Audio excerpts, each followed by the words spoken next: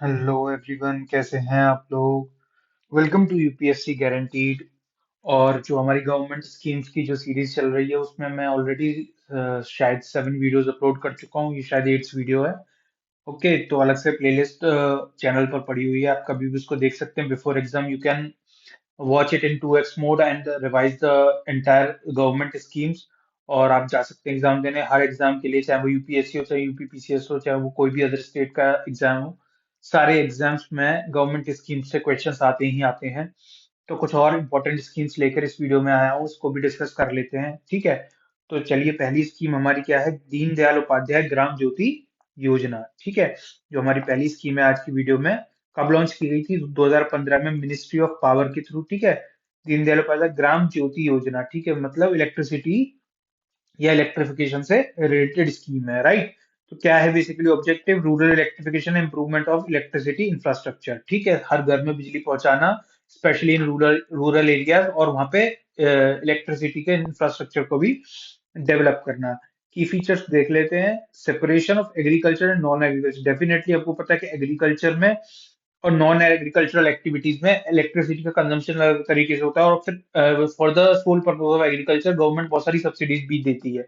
इसलिए उसको सेपरेट करके और अच्छे तरीके से अकाउंट्स में लेना। स्ट्रेंथनिंग सब ट्रांसमिशन एंड डिस्ट्रीब्यूशन इंफ्रास्ट्रक्चर, जो सब ट्रांसमिशन और डिस्ट्रीब्यूशन इंफ्रास्ट्रक्चर को डेवलप करना और स्ट्रेंथन करना। Village electrification with focus on providing electricity to all the rural households, ठीक है, सारे घरों में बिजली पहुंचाना, राइट। तो जितने भी रूरल हाउस होल्ड्स हैं वही क्या है, इसके बेनिफिशियरीज हैं। और rural areas without proper electricity and infrastructure जितने भी होंगे वो सारे क्या है इस स्कीम के अंदर केटर किए जाएंगे, राइट। तो वो इसकी एलिजिबिलिटी है। तो ये है बेसिकली दीनदयाल उपाध्याय ग्राम ज्योति योजना, ठीक है। बहुत ज्यादा इसमें कुछ इंपॉर्टेंट था नहीं जो मेरे को समझाना हो, और इसलिए चलते हैं अपनी नेक्स्ट स्कीम पर। नेशनल रूरल लाइवलीहुड मिशन, बहुत इंपॉर्टेंट स्कीम है ये, काफी इंपॉर्टेंट है, लाइवलीहुड से रिलेटेड, एम्प्लॉयमेंट से रिलेटेड।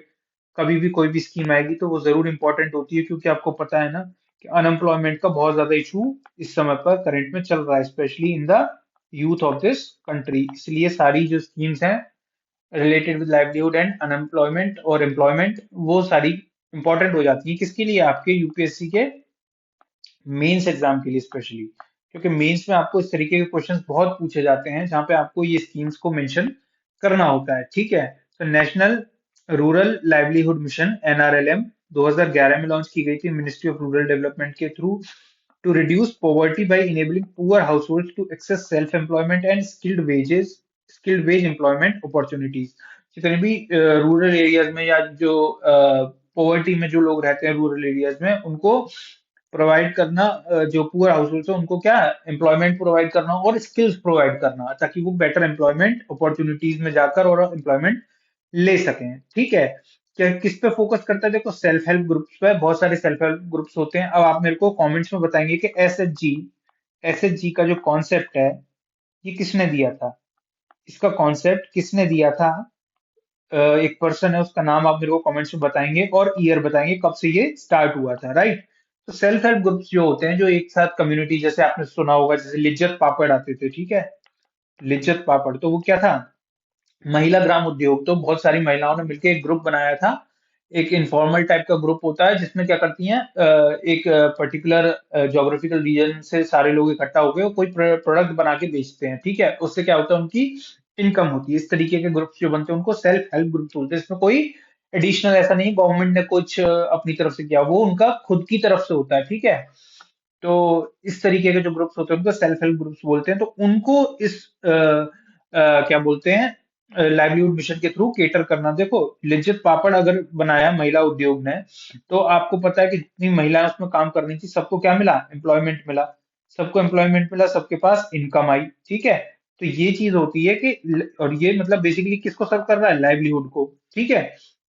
और उनको फाइनेंशियल असिस्टेंस प्रोवाइड करना। अब इस तरीके के एसएचजीज अगर हैं और उनको लोन चाहिए, तो लोन वगैरह चाहिए, गवर्नमेंट की स्कीम से कोई बेनिफिट चाहिए, तो वो सारी चीजें उनको प्रोवाइड करना, ये इस पे फोकस करेगी। सेकंड है, all the rural households under एसएचजीज and link them with the banks, ठीक है। सारे रूरल हाउस होल्ड्स को कवर करता है ये, और जो एसएचजीज है उनको कवर करता है, और उनको बैंक से लिंक भी करता है, ताकि डायरेक्टली कोई बेनिफिट अगर गवर्नमेंट दे रही है और किसी स्कीम के थ्रू दे रही है तो वो उन तक पहुंच जाए। Training and capacity building and market support are provided to SHG. तो सिर्फ ऐसे जैसे 50 महिलाओं ने मिलके या 50 पुरुषों ने मिलके अपना ग्रुप बनाया और वो कोई काम कर रहे हैं, कोई प्रोडक्ट बनना चाह रहे हैं, ठीक है। लेकिन जरूरी नहीं है दे आर स्किल्ड, उनके पास जरूरी नहीं है वो स्किल हो, उनको नहीं पता हो मार्केट कैसे काम करता है, उनको नहीं पता हो कि उनका जो प्रोडक्ट है उसको मार्केट में कैसे बेचना है, कैसे प्रॉफिट बनाना है, कैसे प्रॉफिट को आपस में डिस्ट्रीब्यूट करना है और किस तरीके से एज एक कॉर्पोरेट की तरीके से वर्क करना है, ठीक है। जो मैनेजमेंट कैसे करना है, तो सारी चीजों के लिए training, capacity building and market support वो भी प्रोवाइड किया जाता है, ठीक है। Rural poor households are beneficiaries of this scheme, specially below the poverty line, ठीक है। तो वो लोग सारे क्या हैं, इस स्कीम के थ्रू बेनिफिट्स ले सकते हैं, ठीक है।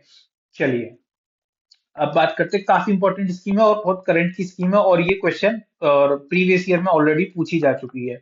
प्रधानमंत्री मत्स्य संपदा योजना, ठीक है। मत्स्य से आपको समझ में आ रहा होगा किससे रिलेटेड है ये, फिशरीज सेक्टर से, ठीक है। मत्स्य मतलब मछली, ठीक है। 2020 में ये लॉन्च की गई थी, ministry of fisheries animal husbandry and dairying की है।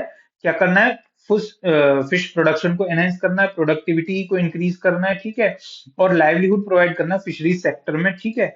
एंड सस्टेनेबल फिश फार्मिंग, ऐसा भी नहीं है कि सारी मछलियां को मार दो, समझ रहे हो, तो सस्टेनेबली भी और लाइवलीहुड भी मिले और सस्टेनेबल भी हो, ठीक है, उस तरीके से प्रमोट करना है इस पर्टिकुलर सेक्टर को, ठीक है। Focuses on creating sustainable and efficient fish production, ठीक है। इंक्लूड्स कोल्ड चेन, अब आपको पता है मछलियों को जब इकट्ठा रखा जाता है तो वो सड़ जाएगा ना, मीट है, ठीक है, क्योंकि वो मछलियों को मार के इकट्ठा करके, तो कोल्ड चेन बहुत इंपॉर्टेंट हो जाती है इस पर्टिकुलर सेक्टर में, क्योंकि उनको रखना पड़ता है ठंडे में, तब जाके उनको एक्सपोर्ट किया जा सकता है, और उसी तरीके से कोल्ड चेन के थ्रू ही वो एक्सपोर्ट होंगी तक, ताकि मार्केट तक पहुंच के और जब तक कंज्यूमर तक पहुंचे वो खराब ना हो, ठीक है। तो पूरा value chain development, fishing vessel upgrade करना, जो भी मछलियों के जो वेसल्स होते हैं ना, जो शिप्स, छोटे छोटे जो बोट्स और शिप्स लेके जो वेसल्स जाते हैं पानी के अंदर और वहां से वो क्या लेके आते हैं, मछलियां पकड़ के आते हैं, तो उनको भी अपग्रेड करना, टेक्नोलॉजिकली एनहेंस करना, उनको फिशरी इंफ्रास्ट्रक्चर को डेवलप करना। एम्स है double fish farmers income, fish farmers की इनकम को भी डबल करना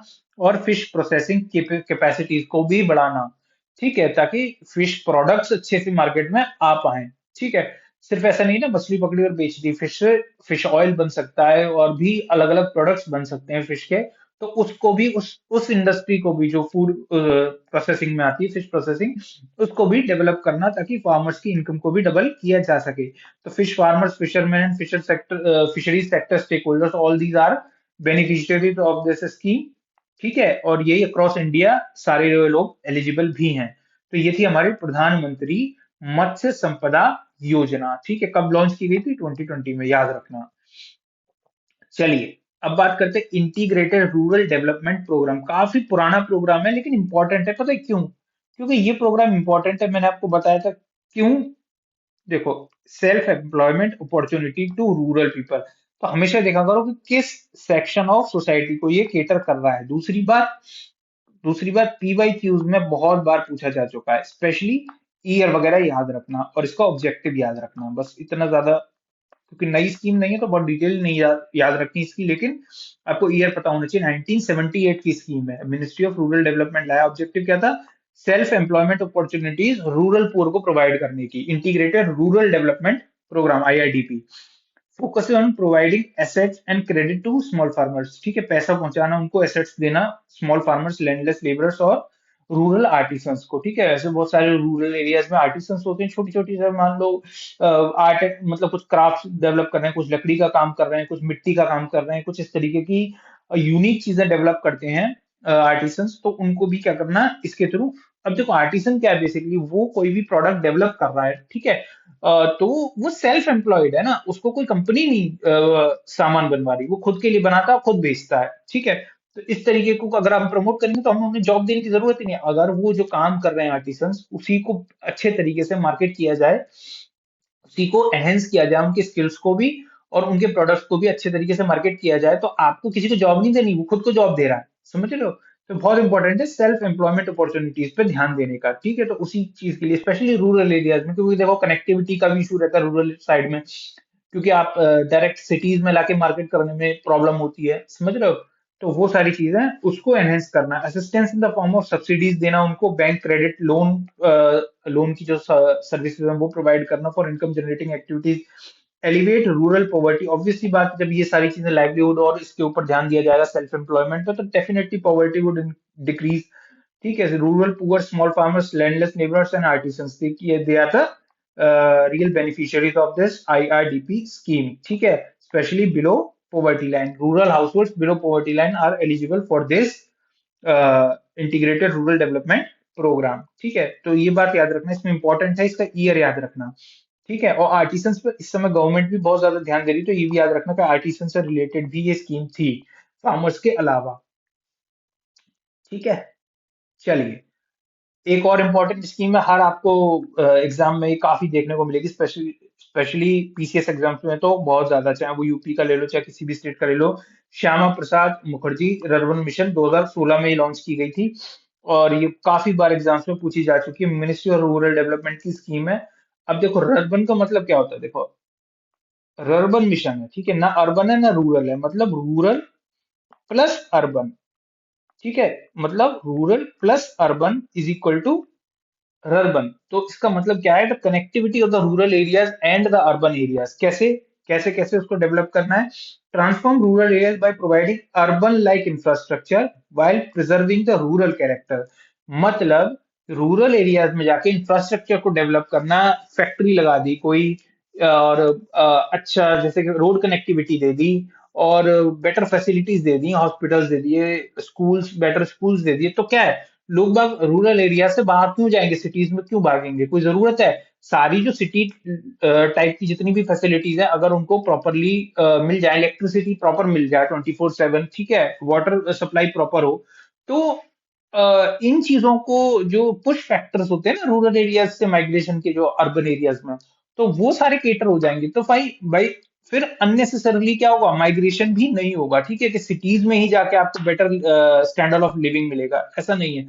तो वो सारी फैसिलिटीज और इंफ्रास्ट्रक्चर को डेवलप करना रूरल एरियाज में, उससे होता क्या है कि जो एथोस है, जो रूरल एरियाज का एथोस है, वो हमेशा बना रहता है, क्योंकि वो रहेगा तो रूरल एरिया, लेकिन फैसिलिटीज सारी अर्बन मिल जाएंगी वहां पर। तो इसको बोलते हैं urban mission.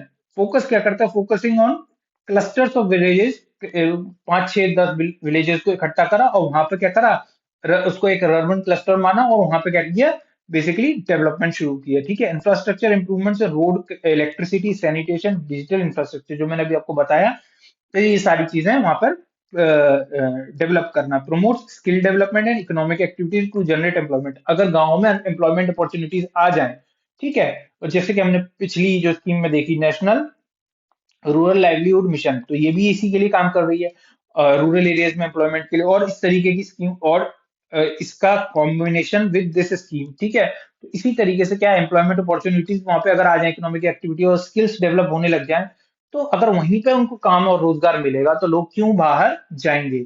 Rural population living in the identified clusters, वो सारे ही इसके लिए बेसिकली बेनिफिशियरीज हैं।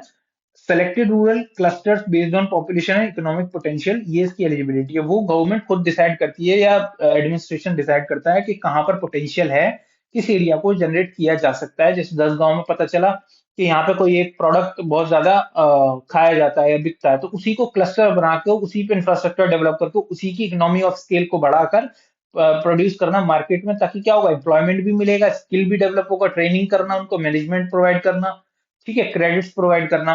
तो वो सारी चीजें बेसिकली क्या करती हैं, हेल्प करती हैं अल्टीमेटली लाइवलीहुड और एम्प्लॉयमेंट के लिए। और उसका साइड इफेक्ट एक तरीके से ये है कि माइग्रेशन भी काफी ज्यादा टुवर्ड सिटीज कम होगा, तो एक बैलेंस भी बना रहता है रूरल और अर्बन लाइफ का, और सारी फैसिलिटीज रूरल एरियाज, क्योंकि डेवलपमेंट का देखो कोई भी बेनिफिट है, ऐसा नहीं है ना कि अगर कहीं डेवलपमेंट हो रहा है तो उसके लिए बस जो सिटीज में लोग रह रहे हैं वो ही उसका लाभ उठा सकते हैं, ऐसा नहीं है ना। तो आप जो रूरल एरियाज में लोग रह रहे हैं उसको भी वही लाभ मिलने चाहिए, क्योंकि इकोनॉमी तो ग्रो कर रही है ना ओवरऑल कंट्री की। तो ऐसा क्यों हो कि केवल एक पार्ट ऑफ द कंट्री उसका उसके बेनिफिट्स ले, और रूरल एरियाज उसके बेनिफिट्स ना ले, तो वो भी आप वहां पर भी डेवलप करिए। ठीक है, तो ये थी हमारी श्यामा प्रसाद मुखर्जी रर्बन मिशन, 2016 में लॉन्च हुई थी, बहुत इंपॉर्टेंट स्कीम है, याद रखिएगा। ठीक है, तो चलिए, बस आज की वीडियो यहीं तक थी। एक इंपॉर्टेंट इंफॉर्मेशन दे देता हूं, देखो जो मेरे नेक्स्ट बैचेस आ रहे हैं सोशियोलॉजी ऑप्शनल के लिए, आप उसमें एनरोल कर सकते हैं। जनरल स्टडीज ज्योग्राफी के लिए एनरोल कर सकते हैं, general studies science and tech के लिए एनरोल कर सकते हैं, ये आपका ऑप्शनल है। 3.5 महीने का लगभग इसका कोर्स होता है, ठीक है। एक दो दिन ऊपर भी हो सकते हैं, ठीक है। और ये GS geography and science and tech के इंडिविजुअल सब्जेक्ट्स की कोर्सेज हैं, ठीक है। ये भी आपको ऑनलाइन मिल जाएंगे। तो ये 3 कोर्सेज आ रहे हैं। अगर आप इसमें एनरोल करना चाहते हैं तो गूगल फॉर्म आपको दिया हुआ है ऑलरेडी। गूगल फॉर्म को आप फिलअप करके इंक्वायरी डाल सकते हैं और आपको पूरा प्रोसेस आगे का बता दिया जाएगा कि किस तरीके से आपको इसमें एनरोल करना है। अगर 2025 आप देना चाहते हैं और अगर आपका सोशियोलॉजी ऑप्शन है जो आपने कहीं से नहीं तैयार किया है, तो UPSC guaranteed is the best place I can guarantee you, क्योंकि आपको कोई भी उस तरीके से, आप मेरी वीडियोस जाके देखिएगा, सोशियोलॉजी ऑप्शनल किस तरीके से तैयार करना है, क्या उसका सिलेबस है, उसकी मैंने सारी वीडियोस अपलोड की हुई हैं। और आपको जो मटेरियल मैं प्रोवाइड करूंगा, जो क्लास में डिक्टेशन प्रोवाइड करूंगा, वो और free answer writing, unlimited answer writing practice, ठीक है। ऐसा नहीं है कि सिर्फ पढ़ाना है, सारे आंसर्स और the art to write optional answers, ताकि आपको बेस्ट से बेस्ट मार्क्स मिले, वो भी मैं आपको क्लासेस में इसमें बताऊंगा, ठीक है। तो ये हमारे 3 बैचेस हैं अभी।